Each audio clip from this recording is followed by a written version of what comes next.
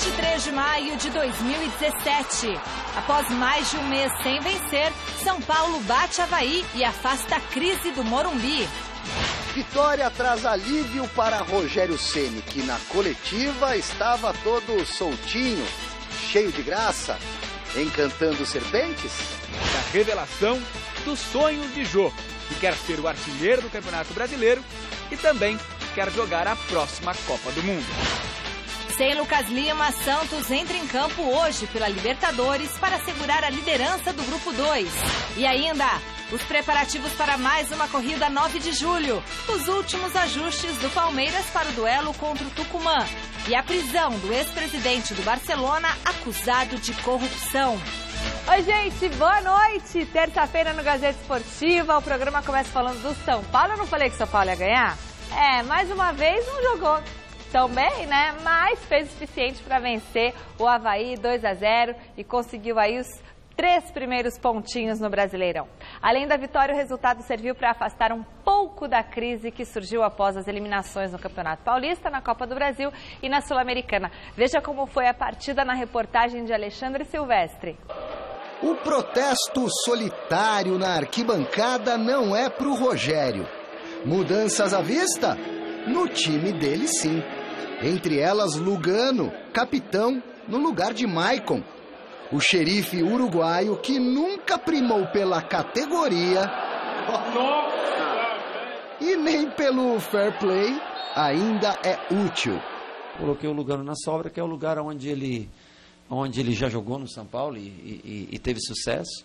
E também muito pela sua liderança. Errar, todos erram, né, Rodrigo Caio? E acertar em conjunto: Cícero, Marcinho, Lucas Prato, Barbante. O mito parece inquieto, o dele está na reta. Pra frente, pessoal. Thiago Mendes obedece. Cueva com habilidade. Prato na potência. O tricolor cai muito de produção. Se o Avaí fosse melhorzinho, Rogério fica nervoso. Outra bica na prancheta? Cadê a pobre coitada? No departamento médico, para onde vai também Thiago Mendes. O treinador mexe as peças. A saída de Cueva irrita o peruano e parte da torcida. Honestamente, talvez concentrado no jogo, eu não escutei nenhuma reclamação da torcida quando ele saiu. Já a entrada de Luiz Araújo agrada e funciona. Na segunda tentativa, pimba! 2-0 e 3 pontos na conta.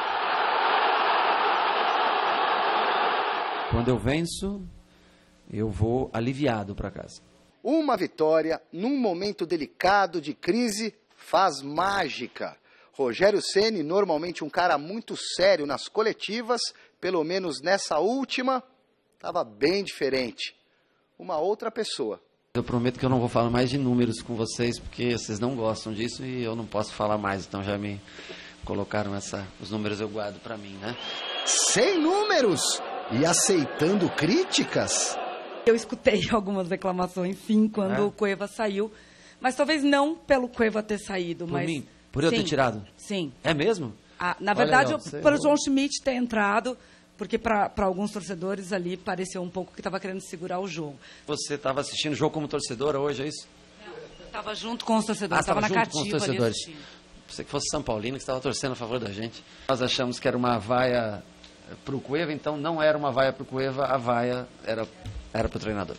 Você está mais light hoje aqui na entrevista, brincando com a gente. Eu quero saber se isso é media training. Não, você sempre respeitou, mas eu quero saber. Bom. De vez em quando escorregou um pouquinho também, vai. Você jura? Acontece. Juro, mas eu quero saber se isso aí é mídia. Eu me acho tão bem educado. Olha, eu vi entrevistas de muitos treinadores que não tratavam vocês bem, e eu trato vocês super bem. Eu acho, menos que eu trato vocês super bem, né? Talvez não com a resposta que vocês queriam, mas com a minha resposta, mas sempre trato vocês super bem, com educação. Isso é media training ou você adotou o conselho do Lugano para ser um encantador encantador de serpentes. O Lugano falou, não é verdade. Eu faltei essa aula, continuo faltando e faltarei até o final da carreira, porque se ter convicções e ser original, tem que passar por essa aula. Eu pulei. O Lugano tem total razão no que ele fala, mas espero nunca ser deselegante ou mal educado com qualquer um de vocês. Talvez eu não tenha o sorriso que outros têm, não consiga ser tão simpático aos olhos de vocês, mas espero que tenha sempre educação e respeito com o trabalho de vocês. E que assim seja. Grande noite para você que acompanha o Gazeta Esportiva, bom estar de volta. Quer dizer, a gente volta, passa um tempo fora, mas as coisas não mudam muito. O Rogério Ceni mudou um pouquinho agora, está um pouco mais sorridente, talvez até fruto da vitória. A questão dos números é que, quando você analisa números, você tem interpretações. Né? Você fala assim, teve 10 finalizações. Ok, é um fato, não se contesta. Mas quantas foram no gol de verdade? 1, 2. Então, muitas vezes, os números, a exatidão dos números não revela o que foi um jogo de fato. E muitas vezes, até por defesa, talvez até para se defender das críticas, o Rogério sempre se apegou aos números. Mas nem sempre coincidiam essas declarações com a realidade de uma partida. Agora venceu por 2-0, ele ganha um pouco mais de fôlego. O São Paulo começou muito bem a temporada, Chico. Começou muito bem, arrancando elogios, mas foram assim os primeiros 5, 6, 7 jogos. Teve lá uma bela vitória contra o Santos na Vila, uma goleada sobre a Ponte Preta, depois uma vitória sobre o Cruzeiro em Belo Horizonte, mas nunca foi um time regular. Caiu na Copa do Brasil, caiu no Campeonato Paulista, caiu na Copa Sul-Americana e só restou o Campeonato Brasileiro. Como o futebol brasileiro, e aí voltam os números à tona. O treinador depende de resultados, nem sempre é a performance, é um projeto, é uma filosofia de trabalho que reina, mas sim os resultados. Os resultados não estavam acontecendo, nada mais natural do que uma expectativa do que será o futuro do Rogério Ceni. Uma coisa é o mito, o goleiro que tem uma história incontestável no clube. Outra coisa é o treinador iniciando carreira, que ele não abra mão das convicções, obviamente, mas muitas vezes tem que fazer uma análise e rever a trajetória. Boa noite, Chico. Boa noite, Celso. Boa noite, Michel. Boa noite a todos. E evidentemente que ontem valeu o resultado e não o futebol de São Paulo. O futebol de São Paulo, como disse a Michele na cabeça, foi o mesmo, né, dos outros jogos. A diferença foi que o São Paulo fez 2 gols. E a diferença, quem fez, foi o Luiz Araújo. Põe o último gol do Luiz Araújo, por favor, meu querido.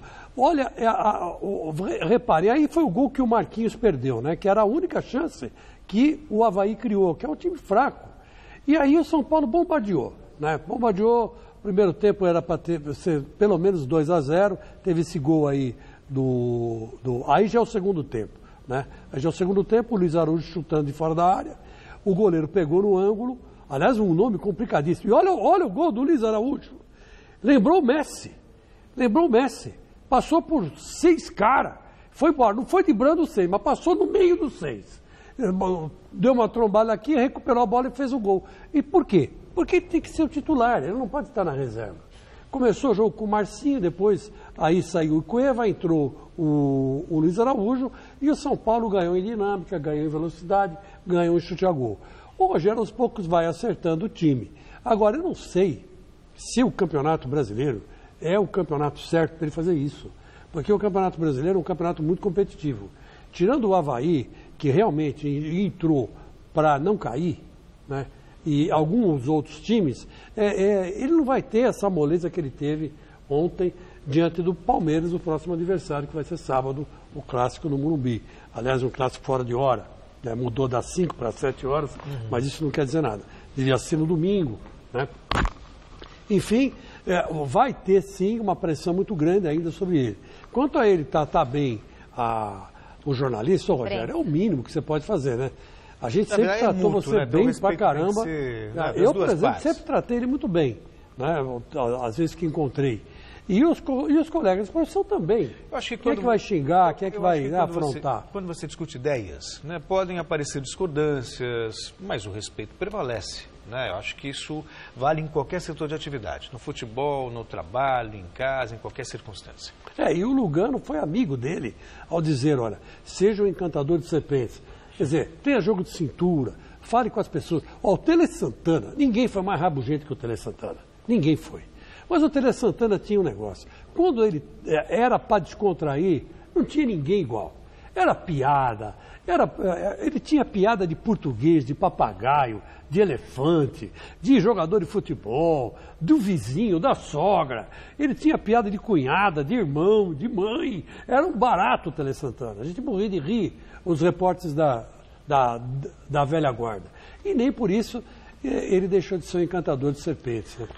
Chicão, a enquete de hoje ainda é sobre a vitória do Tricolor ontem à noite. A gente quer saber, o triunfo sobre o Avaí tira o São Paulo da crise? Sim ou não? Acesse o site gazetesportiva.com e dê a sua participação. Eu falei sobre isso no meu blog Bela Jogada, que eu acho, Celso, que tira da crise até sábado, né? Pois é, na verdade eu acho... Tem jogo contra o Palmeiras. E aí se perde, já vem de novo, toda aquela onda. O São Paulo só tem uma maneira de realmente convencer, apresentar o futebol que apresentou no começo da temporada. Não é só vencer. Vencer e convencer. É a única maneira. Enquanto não fizer isso, vai continuar esse burburinho. O Rogério fica, o Rogério não fica, tem fôlego, não tem fôlego. É inevitável, faz parte do futebol. E aí, Chico? Não afastou a crise, não. Não? A crise, ela vai perdurar nesse campeonato, acabei de falar, é difícil. É um campeonato disputadíssimo, onde você nunca tem um favorito. Jogar fora de casa, por exemplo, é um sacrifício. Uma vitória fora de casa significa 6 pontos. Né, na maioria das vezes. Então, quer dizer, é complicado. O Campeonato Brasileiro é um campeonato muito, ou ele consagra o treinador ou ele destrói o treinador. Então, hoje o Rogério está mais para ser destruído que consagrado. Mas vamos torcer para que isso não aconteça, porque eu gosto dele, achei ele uma boa pessoa, ele só não é encantador de serpentes. Não, mas ele foi muito simpático nessa entrevista. Vamos ver quanto tempo vai durar. E atenção! A prova ciclística 9 de julho está chegando, mas fique atento, viu? Porque as inscrições para participar da corrida mais tradicional da modalidade vão apenas até o dia 12 de junho, Dia dos Namorados. Uma das equipes que vai participar da prova é a Pro Cycling ADF de Guarulhos e o repórter Jonas Campos foi bater um papo com os competidores.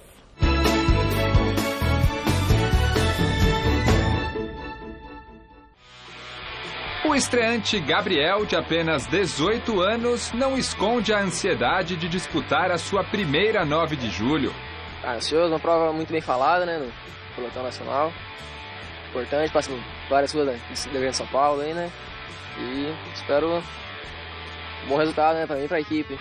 A prova também é reconhecida pelos demais atletas da Pro Cycling Team ADF, equipe de Guarulhos que entrará forte na disputa do dia 9 de julho.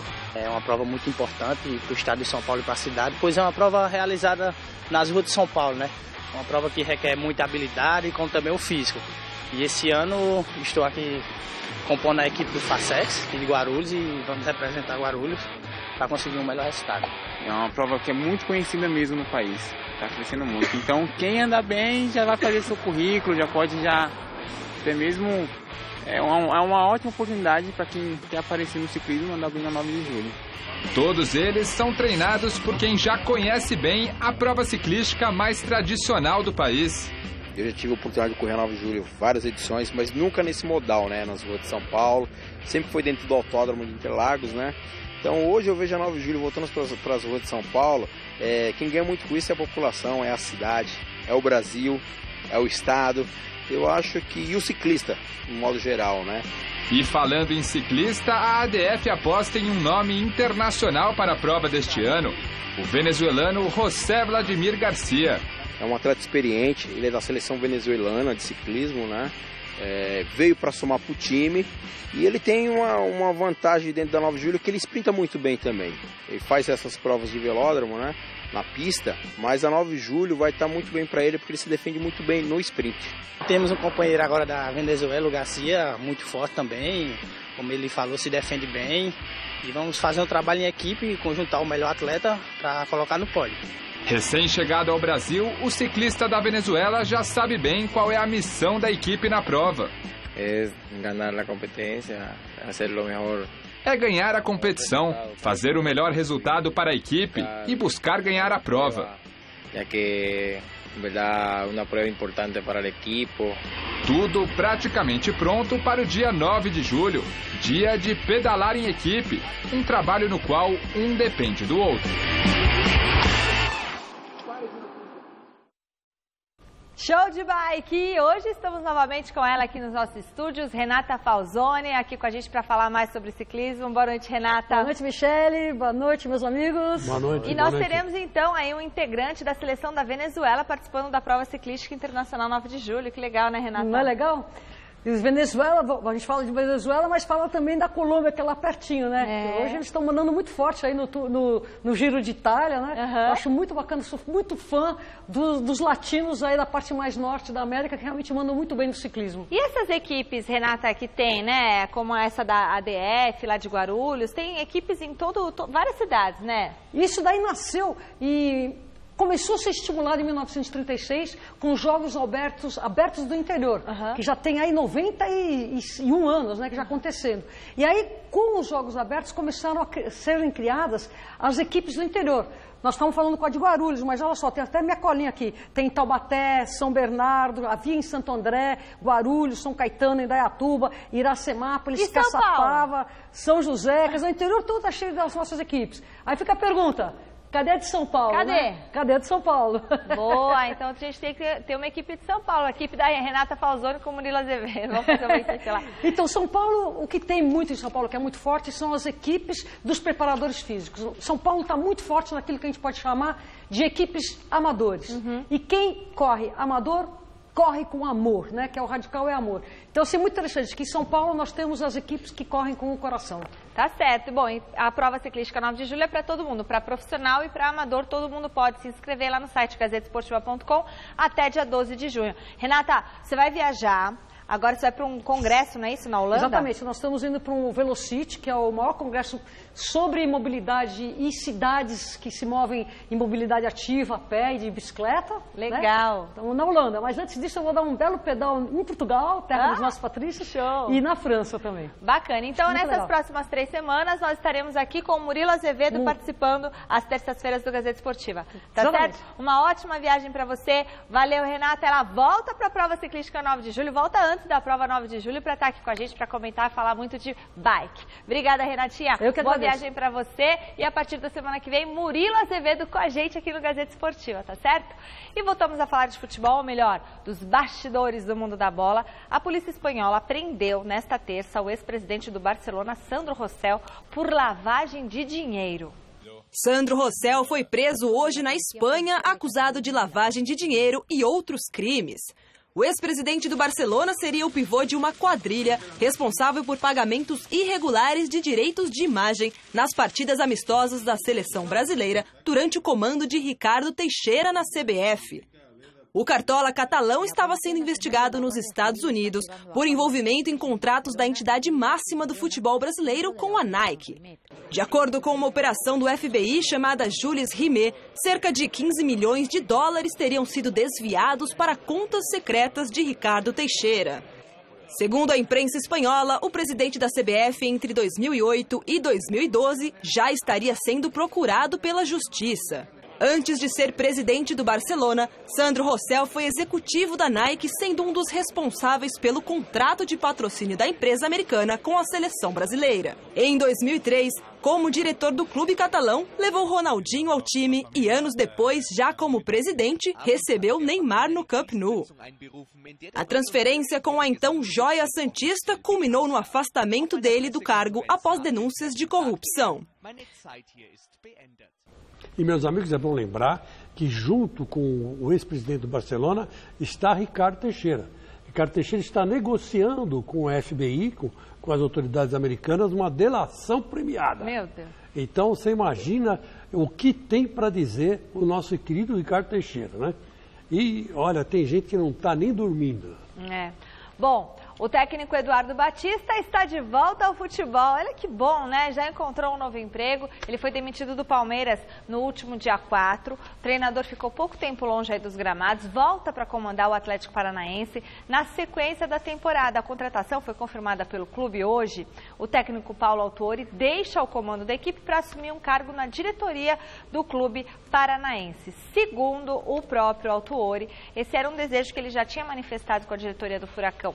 O Eduardo Batista assume a equipe que não começou bem o Campeonato Brasileiro, tendo perdido os 2 jogos que disputou, mas na Libertadores o time já está classificado para as oitavas de final. Vocês acham que fez um bom negócio, Eduardo Batista, Celso Cardoso, assumindo agora o clube e o Paulo Autuori indo para a diretoria? Sim, o Eduardo Batista está desempregado, né? E o Atlético Paranaense é um bom clube, tem uma boa estrutura. Eu acho que o Paulo Autuori, acho que ele cansou da função. Né? Essa é muito desgastante. Alguém pode falar assim, não, as pessoas muitas vezes olham o dinheiro. Ah, ser técnico de futebol, ganha bem, tem um bom salário, mas também tem um desgaste. Nossa. Né? Tem as entrevistas todo jogo, você dando explicações, as viagens, cobrança de torcida, a coisa não funciona como você gostaria, calendário, enfim, é algo estressante. Para quem está construindo uma carreira, esse esforço, ele é salutar. Você tem essa recompensa financeira.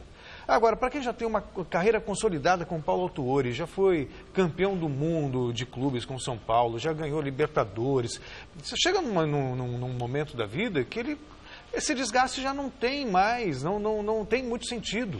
E aí, de repente, um novo cargo, a gestão de futebol, é menos desgastante e experiência para isso ele também tem, conhecimento de futebol, conhecimento da estrutura, é estudioso, sabe, trabalhou muito tempo fora, então vai ser bom para ele, vai ser bom para o Atlético, e o Eduardo tem aí uma oportunidade. E é o mesmo estilo de jogo, Chico Lange, mais ou menos, ou não? Não, é diferente. O Paulo Autuori é mais ofensivo, né? Então. Sempre foi mais ofensivo. O Eduardo Batista vai ter que se adaptar, vai ter que aprender, está crescendo, está evoluindo, deve ter assimilado muita coisa no Palmeiras. Mas o engraçado é o seguinte, é que já tem palmeirense com a pulga atrás da orelha, porque o Atlético Paranaense se classificou para a Libertadores. E o Palmeiras amanhã joga contra o Tucumã. Mas está quase que precisa do empate, é difícil o Palmeiras não classificar. Pode até perder por um gol de diferença. O Palmeiras só será eliminado se perder por 2-0. Mas o curioso é que pode cruzar com o Atlético Paranaense. E agora, o técnico do Atlético Paranaense é exatamente o treinador que mandaram embora, porque dizia que não servia, que era Eduardo Batista.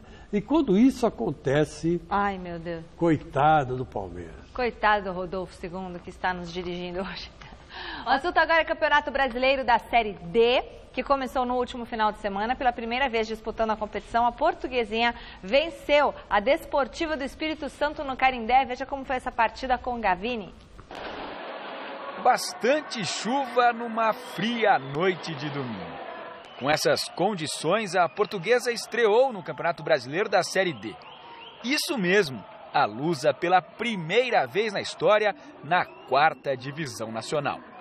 O adversário é o Desportiva Ferroviária do Espírito Santo. 674 testemunhas foram ao estádio. Pelo menos deu para todo mundo ficar na parte coberta, a não ser esse pequeno grupo que não parou de pular atrás de um dos gols. Em campo para comandar a Portuguesa, Marcelinho Paraíba, do alto dos seus recém-completados 42 anos. Todo mundo pergunta quando é que eu vou parar, né? E quando eu tiver com saúde, estiver sendo útil para o time que eu estiver jogando, estiver defendendo, pode ter certeza que eu não penso em parar nem tão cedo. Apesar da idade avançada, boa parte das jogadas da Lusa saem dos pés do jogador. Foi assim que saiu o gol. 3 escanteios seguidos, cobrados por Marcelinho Paraíba. No terceiro, o camisa 11 preferiu tocar para Leandro Domingues, que cruzou para Gabriel Santos abrir o placar. O mais importante, é claro, o importante é você jogar bem, vencer, certo? Fazer boas partidas, mostrar uma equipe com entrosamento, mas numa situação como essa, num tiro curto de 6 jogos classificatórios, fundamental primeiro vencer. Marcar logo aos 2 minutos de jogo foi uma ótima para a Portuguesa, já que o lado do campo em que estava atacando no primeiro tempo era o mais empoçado. Mas mesmo com tanta água, Marcelinho Paraíba se destacou, sempre levando perigo na bola parada. Além disso, a parceria com Leandro Domingues, de 33 anos, mostrou que tem futuro. Se somar, são 73 anos, né? 42 do Marcelo, 33, 75, né? Desculpa, eu estou meio ruim de matemática. Mas o exemplo veio no campo. Eu acho que a diretoria acertou em cheio em trazer esse atleta. No começo eu fiquei em dúvida, inclusive, porque achava que os dois... Difícil você colocar os dois juntos na mesma equipe, mas nós quebramos a cabeça, acertamos. E o quanto é bonito vê-los jogar. Quem saiu com moral foi o estreante Marcelinho Paraíba, muito aplaudido quando foi substituído aos 35 minutos. Eu estou correndo bem ainda, né? Deu para ver hoje, campo pesado, consegui jogar bem, estou muito feliz com o meu rendimento. E foi importante estrear com o pé direito, com vitória. A gente sabe que a Série D é muito complicada, é jogo pegado. Eu acho que o grupo todo está de parabéns, agora é descansar e pensar no próximo jogo. Se o futebol não foi aquele que a torcida esperava, a Portuguesa pelo menos começou vencendo na Série D do Campeonato Brasileiro. Depois de sofrer durante os primeiros meses do ano no Campeonato Paulista, quando correu o risco de ser rebaixado para a Série A3 até a última rodada, a Luz agora é líder de seu grupo na 4ª divisão, ao lado do Bangu, que venceu o Vila Nova de Minas Gerais, fora de casa por 3-1. Eu não sei a maneira que vão jogar lá ainda, mas posso te garantir uma coisa. Ou eu jogue atrás ou jogue na frente, onde jogar, nós vamos jogar para buscar vitória. Nós não vamos lá para buscar empate. Nós vamos para buscar vitória, até porque hoje nós somos segundo do grupo. O Bangu é o líder no saldo de gols, então nós temos que buscar essa vitória. E atenção, péssima notícia para o futebol brasileiro. Nesta terça-feira, a Chapecoense foi punida pela Conmebol e está eliminada da Libertadores. A entidade sul-americana anunciou agora há pouco que puniu o clube brasileiro pela escalação irregular do zagueiro Luiz Otávio, ocorrida durante a vitória sobre o Lanús da Argentina. Curiosamente, o autor do gol que deu o triunfo para os brasileiros nesse jogo foi o próprio Luiz Otávio. O problema reside no fato de que o atleta não poderia ter atuado nessa partida por ter sido suspenso anteriormente por 3 jogos por causa de uma expulsão diante do Nacional do Uruguai em um lance considerado uma agressão pela equipe de arbitragem. A Chapecoense alega que não foi informada oficialmente dessa punição e por isso manteve a escalação de Luiz Otávio no duelo contra o Lanús. Como a Chape foi punida, o regulamento obriga que os pontos ganhos contra o Lanús sejam computados para o time argentino com placar de 3-0, resultado que elimina a equipe brasileira. Vale lembrar que a Chapecoense tem 7 dias para recorrer dessa decisão ao Comitê de Apelações da Conmebol. A Conmebol está pegando pesado com os times brasileiros, hein? Hoje à noite, às 7h30, a Chape tem compromisso diante do Zulia, na Arena Condá, por enquanto apenas com a possibilidade de assegurar a 3ª colocação, o que pelo menos garantiria uma vaga na Copa Sul-Americana. Justo ou não, Celso Cardoso? Regulamento é regulamento, quer dizer, é um erro primário. Mas se não foi informada? Mas tem que saber, você vai escalar um jogador, você tem que consultar se tem condições de jogo, se não tem jogo. Isso faz parte do departamento de futebol. Não adianta, você não pode cometer uma infração e dizer, eu não sabia. Tá, o jogador foi punido, tem uma súmula quando ele é contratado, tem que ver o histórico dele. Então é um erro primário, inaceitável. E parece que antes do jogo foram informados disso, então, sabe, é um erro primário e inaceitável. Para mim é amadorismo isso. Tem que ser punido a Chapecoense, sim.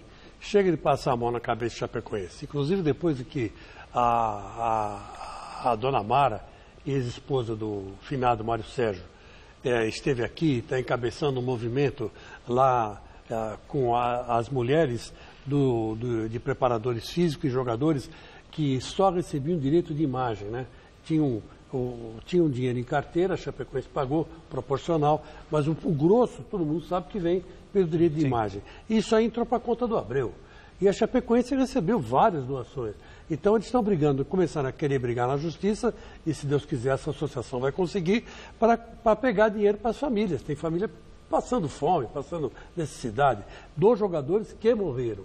Não, a Mara, que é a mulher do Mário Sérgio, não tem nada com isso, o Mário Sérgio não pertencia à Chapecoense, mas ela está liderando, porque ela tem uma boa organização, bom sentido de organização, e ela foi chamada pelas esposas dos ex-jogadores, né, e ela aceitou encabeçar isso aí. Então, a Chape, ela tem que cair na real. Aconteceu um acidente, aconteceu.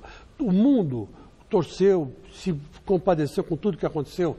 Nossa, foi uma comoção mundial. Mas agora, a Chape continua sendo um clube como outro qualquer. Então, o que a Chapecoense tem que fazer hoje? Ganhar desse time aí que... Como é que chama? Zulia. Zulia ou Sulia? Sulia, Zé. Zulia, sei lá. Nunca ouvi falar desse time. Tem que dar uma cacetada nesse time, né? Tem que dar uma cacetada nesse time. Não é pra falar o Z, né? Ou é Sulia? Sulia, né? Em espanhol não existe Z. Exatamente. Então é Sulia. Sulia, Zulia, que se dane. Tem que entrar em campo e meter 6. Acabou. Aí classifica para a Sul-Americana. Vai encontrar lá no Sul-Americano o Corinthians, o Flamengo. Então, quer dizer que não é um campeonato ruim, a Sul-Americana. E aprende, né, a consultar lá a data de inscrição, data de nascimento, essas bobagens é um erro primário, burocráticas, né? Que isso aí não se deve cometer nunca, né? Nem o Pascoal Mamado faz isso lá no time dele de Várzea. Bom, além da Chape, outros 7 clubes brasileiros também chegaram à fase de grupos da Libertadores. Agora é hora de ver, então, a situação de cada um deles.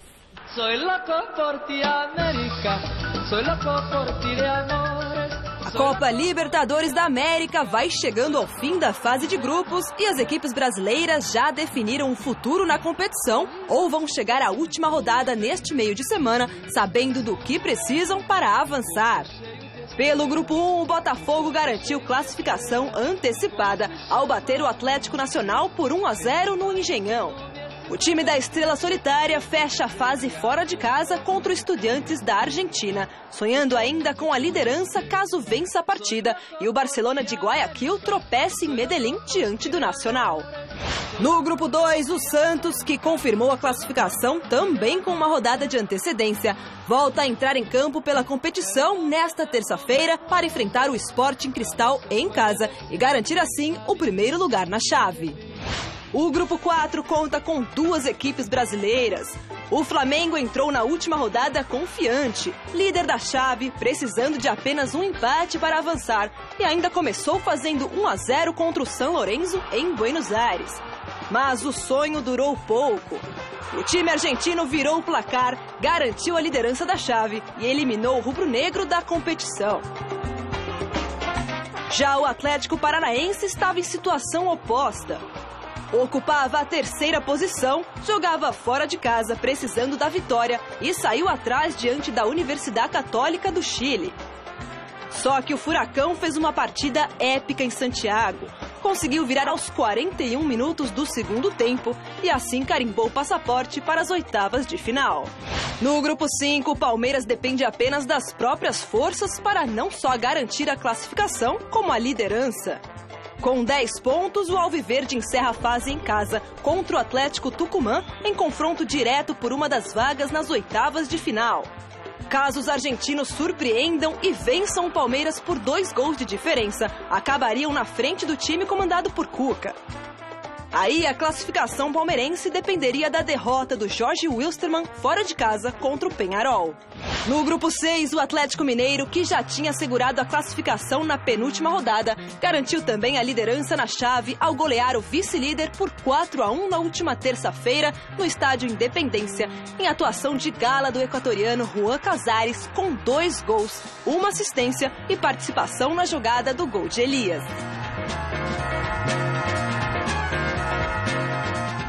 Por fim, no Grupo 8, o Grêmio chega à última rodada na próxima quinta-feira na liderança, jogando em casa e com a pior equipe da competição como adversário, o Zamora da Venezuela.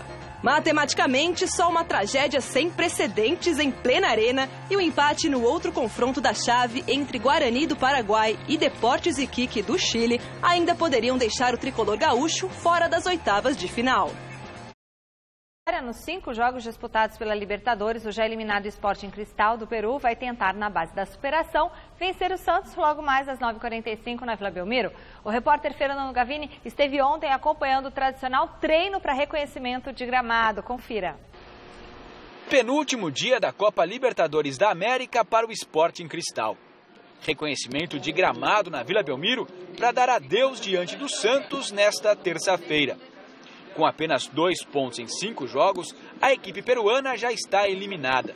Não tem chances nem de brigar para ficar em terceiro do grupo para jogar a Copa Sul-Americana. Eu creo que hemos tenido partidos buenos. Fizemos boas partidas, como na estreia contra o Santos em Lima. As duas equipes jogaram bem e empatamos. No geral, acredito que houve jogos em que fomos melhores do que o adversário, como contra o The Strongest, no qual empatamos em 0-0. Tivemos atuações boas na Copa Libertadores e também outras muito ruins. Por exemplo, na partida em La Paz, onde perdemos por 5-1 para o próprio The Strongest. Definitivamente não foi o que a gente imaginava, esperávamos mais. Pero en resultados definitivamente no ha sido lo que nosotros esperábamos más. Nem no Peru, o Sporting Cristal teve bom desempenho nesses primeiros meses de 2017. No torneio de verão, que abre a temporada no país e vale vaga na Libertadores, a equipe não conseguiu ficar entre os 4 melhores para ir às semifinais. A avaliação do treinador Del Solar é que tem faltado pontaria ao time. A principal deficiência que nós tivemos na Libertadores foi a falta de eficácia na área adversária. Fomos um time que chegou bastante ao gol rival, mas marcamos poucas vezes. Isso aconteceu em geral em todas as partidas, tanto em casa quanto fora. Fomos uma equipe que foi capaz de criar oportunidades, mas no momento da definição pecamos. O resultado foi que marcamos somente 2 gols nessa Copa Libertadores. A motivação que resta para o Sporting Cristal é jogar aqui na Vila Belmiro, o templo que foi a casa do Rei Pelé. E quem sabe aprontar uma surpresa neste estádio histórico para se despedir da Libertadores. O resultado no final é o menos importante, porque o grupo está totalmente definido. E para nós é muito importante vir a este campo, jogar na Vila Belmiro e poder enfrentar o Santos. Acredito que essa é a principal motivação que teremos. Nossa equipe terá a chance de jogar em um templo histórico. Por isso, devemos aproveitar esta partida. Um templo histórico do futebol e poder desfrutar deste partido. Sem poder contar com o meia Lucas Lima, o técnico Dorival Júnior tem a equipe definida para o confronto contra os peruanos. Veja na reportagem de Adriano Dolfi. Já classificado para as oitavas de final da Copa Libertadores e invicto no torneio, o Santos precisa da vitória logo mais para confirmar a liderança do grupo e a chance de decidir o confronto de oitavas de final na Vila Belmiro. A gente quer a liderança do grupo também. A gente sonha isso desde o ano passado, a gente brigando para entrar na Libertadores. Quando a gente entra agora, a gente tem que fazer, dar o nosso melhor e também, se Deus quiser, só com a liderança. Na estreia, em Lima, empate por 1-1 com gol de Thiago Maia. Mais do que a vitória contra uma equipe que ainda não venceu no torneio, é preciso também uma boa atuação para dar mais confiança ao elenco. Acho que o jogador ele ganha confiança com vitórias também, jogando bem, né? Não adianta também jogar bem e perder. Então a gente espera sim fazer um bom jogo, sair com a vitória. Sabemos que o jogo vai ser muito difícil. A gente viu a dificuldade que a gente recebeu lá. Espera aí que até eu saia um gol novamente aí, que vou ficar muito feliz se eu fizer mais um gol. O técnico Dorival Júnior não contará com o meia Lucas Lima, que tem uma lesão na coxa.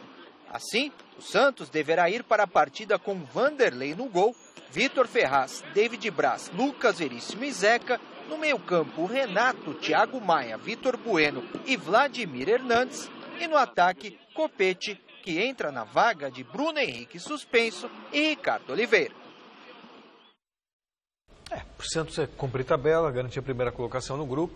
Lamentar pelo Lucas Lima, que com essa lesão também foi cortado da seleção brasileira, Chico. Está fora da seleção do Tite. É verdade. Agora o Santos, na partida de hoje, mesmo sem o Lucas Lima, deve confirmar a liderança do grupo e vai caminhar aí para um sucesso grande na Libertadores. Dessa vez o Santos fez o contrário. Foi mal no Campeonato Paulista e o torneio que ele sempre ganhava para ir bem nos outros torneios. E tomara que vá muito bem na Libertadores. Aliás, é bom lembrar que o Santos é o vice-campeão brasileiro, hein? Então, que o campeão foi o Palmeiras, mas o Santos chegou 6 pontinhos atrás do Palmeiras.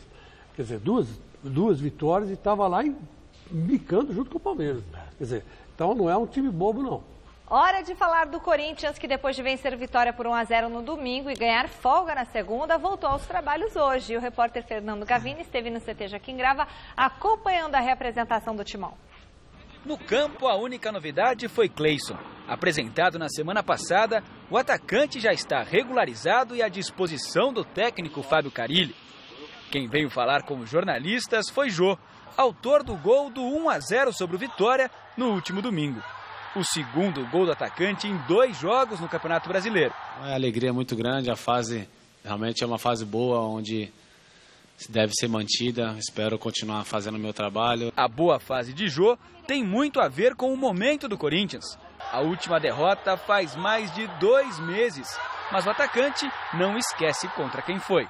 Foi contra o Ferroviária.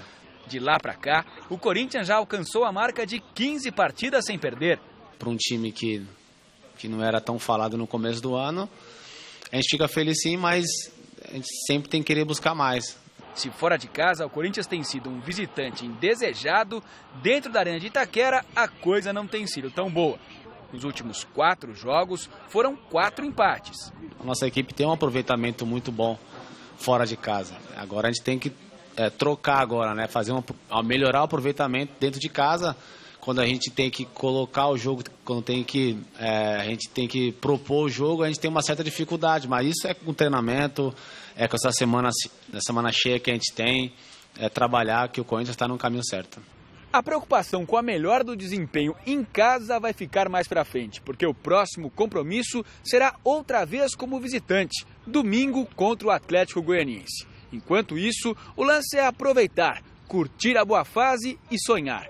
O Jô, que foi o artilheiro dos clássicos no Campeonato Paulista, agora quer ser o artilheiro do país no Campeonato Brasileiro. Para mim será uma honra ser um artilheiro do Corinthians no Campeonato Brasileiro. É claro que tem atacantes aí de respeito que são goleadores natos, né? Que eu admiro muito, que é Fred, que tem o Luiz Fabiano, que está voltando aí ao futebol brasileiro. Mas eu, com a minha humildade, tranquilinho, pretendo chegar a pensar alto, sim. Mas não pense que ser artilheiro apenas vai satisfazer o renovado Jô. De desacreditado ano passado a fundamental em 2017, por que não dar um salto para estar na seleção na Copa de 2018? Então é tempo de sonhar, assim, não só eu como todos, né? Que eu acho que o Tite deixou bem claro que vai observar mais jogadores, então quem tem um sonho de voltar à seleção ou ir para a seleção brasileira, ainda tem tempo, é um ano, em um ano acontece muita coisa. E é do rei dos clássicos, Jô! Nossa, que narração vibrante, hein? Quem é esse rapaz que narrou? É um tal de Celso Cardoso. Celso, cadê você? Parabéns, bela narração. Obrigado. Muito bom. Tá aí uma das coisas também que gosto muito de fazer, que é narrar. O Jô, para mim, é uma grata surpresa, Chico. É verdade, para todos nós, né? Ele, surgiu no Corinthians como uma revelação, foi para a Europa muito cedo, jogou no Manchester, passou pelo futebol europeu por um bom tempo, voltou. No Atlético Mineiro fez parte de uma campanha interessante. Foi campeão da Libertadores com o Cuca. Exatamente. Chegou à seleção do Filipão, depois... Ganhou aquela Copa que é disputada antes, que está para acabar. Copa das Confederações. Depois entrou num declínio danado, problemas extracampo, estava praticamente, fora do futebol. Aí o Corinthians foi lá... Cachaça, né, meu filho? Cachaça deu um voto de confiança para o Jô. Poucos acreditavam no Jô. E, de repente, está aí, artilheiro do time. E não só o papel de artilheiro, ele faz muito bem o pivô. Ele tem uma inteligência, na ofensiva muito interessante. Ele solta a bola de primeira, tem passes precisos. Quando se fala em seleção brasileira para o Jô, eu não vejo nenhum exagero. Vai deixar o Neymar e o Gabriel Jesus na cara do gol. E o Tite, como ele tem essa questão da justiça, muito presente no trabalho dele, eu acho que mais cedo ou mais tarde o Jô vai estar beliscando o lugar. É verdade, só falta um pouco de mobilidade, ele perdeu aquela mobilidade que ele tinha. Mas ele compensa essa mobilidade com, fazendo muito bem. Usando a cabeça. Usando a cabeça. Jogando com a cabeça. Usando o corpo, distribuindo as bolas para quem chega pelos lados. E por falar em mobilidade, quem tem mobilidade sobrando é esse Cleison que o Corinthians trouxe aí. Olha só esse comecinho de treino. Olha o bichinho é rápido, hein? Olha como ele conduz a bola. É jogador para conduzir a bola. Coisa que o Corinthians não tem hoje. É gozado, né? Você tem lá o Rodriguinho que conduz a bola de vez em quando, mas é mais... Tem um menino lá que veio do Atlético Mineiro, né? O Cleiton. O Cleiton. Mas esse aí é para conduzir a bola. Bola grudada no pé. Isso aí vai facilitar o trabalho do Jô, porque ele é rápido, jovem, 22 anos. olha, o Corinthians está começando a montar um bom time, hein? Bom, o São Paulo, depois aí de vencer o Avaí por 2-0, começa a se preparar para enfrentar o Palmeiras no próximo sábado no Morumbi. E olha, o São Paulo não perde do Palmeiras no Morumbi há 15 anos. Adriano Dolph tem as informações do Tricolor. No São Paulo não há dúvida nenhuma que a vitória sobre o Avaí trouxe mais tranquilidade ao elenco e também ao técnico Rogério Ceni. Dá uma aliviada sim. A pressão que estava em cima da gente era muito grande, mais por conta das eliminações. Mas, independente disso, a gente estava precisando do resultado, então ganhamos e também já passou. Hora de pensar no próximo jogo. Nada mais, nada menos que o clássico contra o Palmeiras. Jogo que acontece no estádio do Morumbi, o que talvez possa igualar o favoritismo para o duelo. Jogar em casa é sempre bom, vai ser melhor pra gente. A gente tem um elenco muito forte e acho que vai ser um jogo de igual para igual, porque clássico sempre foi assim. Mas a gente ganhando, acho que vamos sim pegar uma sequência de 2 vitórias e elevar um pouco mais essa confiança e para poder dar sequência no trabalho do Rogério.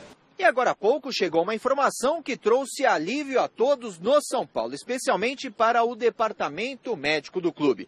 O volante Thiago Mendes, que deixou o Morumbi com fortes dores no joelho, teve apenas diagnosticado um edema, que vai deixar o atleta de fora da equipe por um período de 15 a 30 dias, sem a necessidade de uma cirurgia.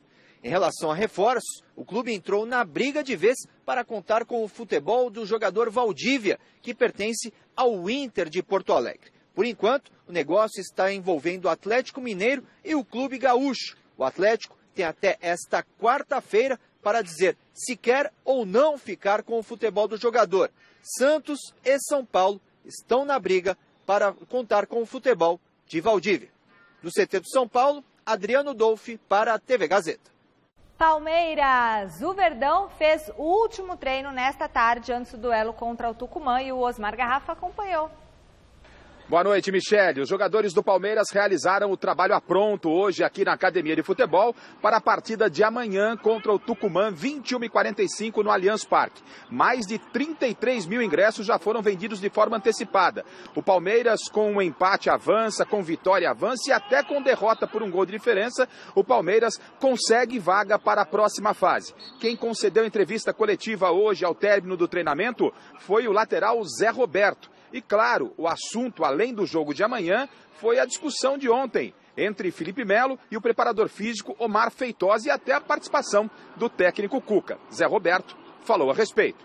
O ocorrido no treino de ontem foi uma discussão que ocorre, né, acontece normalmente, ainda mais tratando de um treinamento que fala-se que é o rachão, é onde a disputa, e quando a disputa sempre aquelas duas equipes querem ganhar, porque às vezes tem também aposta, às vezes se aposta uma cesta básica, outros aposta, sei lá, um suco. Eu só fiquei sabendo da discussão depois no vestiário, porque eu fiquei do outro lado batendo falta ali.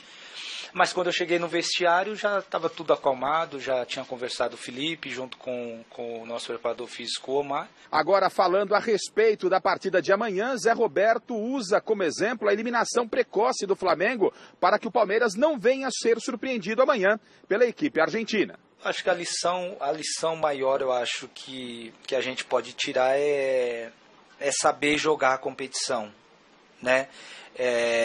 O jogo contra um concorrente direto, você jogando em casa, você precisa entrar para ganhar, para vencer o jogo. Claro que respeitando e sabendo que tem um adversário forte, mas o pensamento é esse. Claro que o Flamengo fica como lição, é claro que tudo isso serve de alerta, mas em cima de tudo isso, eu acho que o mais importante é você saber que você está preparado para fazer um grande jogo e conseguir os 3 pontos para ir para a próxima fase. Eu acho que isso é o mais importante, porque quando você está preparado para isso, as coisas acontecem naturalmente. Finalizando, Michele, o time ainda não está confirmado. O que se sabe é que o Felipe Melo, que está suspenso, só volta caso o Palmeiras chegue às semifinais da Copa Libertadores da América. Tem um gancho de 6 partidas a cumprir. Com isso,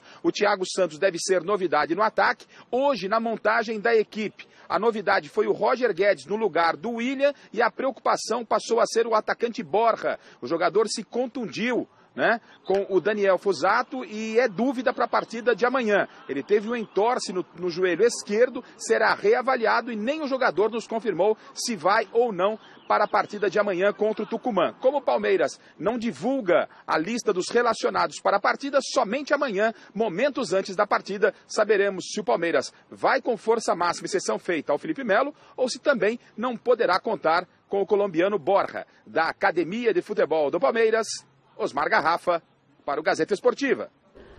Valeu, Garrafa. Fim da nossa enquete de hoje do site gazetesportiva.com. A vitória sobre o Avaí tira o São Paulo da crise? Não. Olha lá, ó. 90% dos votos. O pessoal não está confiando não que o São Paulo já esteja tudo tranquilo, tudo ameno. Celso, até daqui a pouco no Jornal da Gazeta. É isso aí. Você voltando aí pro batente. Chicão, até sexta-feira.